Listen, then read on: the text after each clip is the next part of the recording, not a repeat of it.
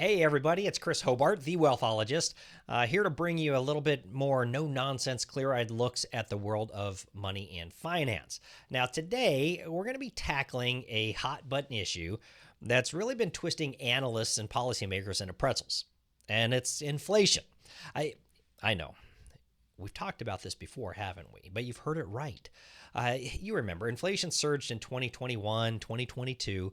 And the reason given by a lot of talking heads was, because of supply chain disruptions, too much government spending, as well as Putin's invasion of Ukraine. And now, some are saying that tariffs and deportations are the next inflation boogeyman.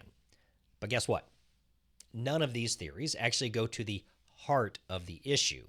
Now, I want you to stick with me, and I'm going to show you why all of these flashy headlines miss the real cause of inflation. Now, bit of a spoiler alert. It's all about money supply. So let's dive on in. All right, so why did inflation really surge back in 2021? 2020 and 2021, really? Well, inflation, it's not as mysterious as some make it sound. It really boils down to this: too much money chasing too few goods.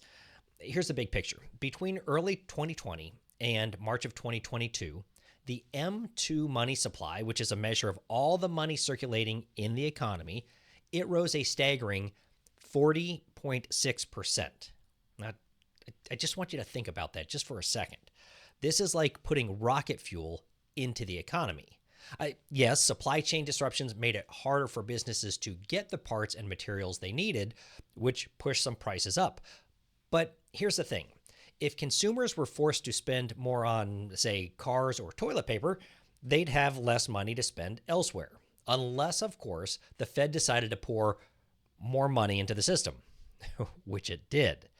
So you're probably asking yourself, Chris, wasn't all that government spending during the pandemic to blame? And sure, government spending poured fuel on that fire, but spending alone doesn't automatically cause inflation. It was actually the Federal Reserve accommodating that spending by, you got it, printing more money that really sent inflation into the stratosphere. Without the money supply exploding the way it did, higher spending wouldn't have had the same impact. Now, I want to talk about the new buzzword, or I guess not new buzzword, but the new buzz concept, which is, could Trump's tariffs or deporting immigrants spike inflation? Well, short answer, probably not. Well, and I want to talk about tariffs first. Tariffs do make certain goods more expensive, but unless the Fed decides to pump up the money supply again, that's just a shift, not a net increase in inflation. Prices might rise for some goods, but that is going to force other prices to fall as consumers adjust their spending. Now, what about immigration? Well, the argument here is that fewer workers would push up wages and prices. But I want you to think a little bit critically here. Advocates for immigration often say that immigrants bring both labor supply and labor demand. So wouldn't deporting people reduce both supply and demand and potentially even things out? Besides, during Trump's first term, we saw lower immigration and tariffs, yet inflation stayed low, averaging about 1.9% annually. And this is a case where the numbers don't lie from what we saw historically.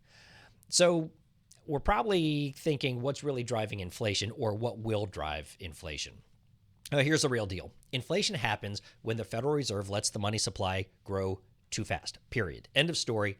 That is it. All the other factors, tariffs, government spending, even wars, they're kind of like side dishes. The money supply is the main course, and unless the Fed tightens its belts, we expect inflation to stick around at around 2.5% or more over the next decade. So there you have it. The next time someone blames tariffs or immigration or supply chains or even government spending for inflation, you can confidently say, actually, Chris told me it's all about the money supply. If you got more questions about that, just let me know.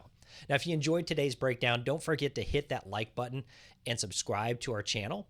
And if you've got questions or you want to share your thoughts, just drop a comment below in our YouTube channel, as I'd love to hear from you. Now, until next time, I'm Chris Hobart, the Wealthologist, reminding you that understanding money, well, it's the first step to mastering it.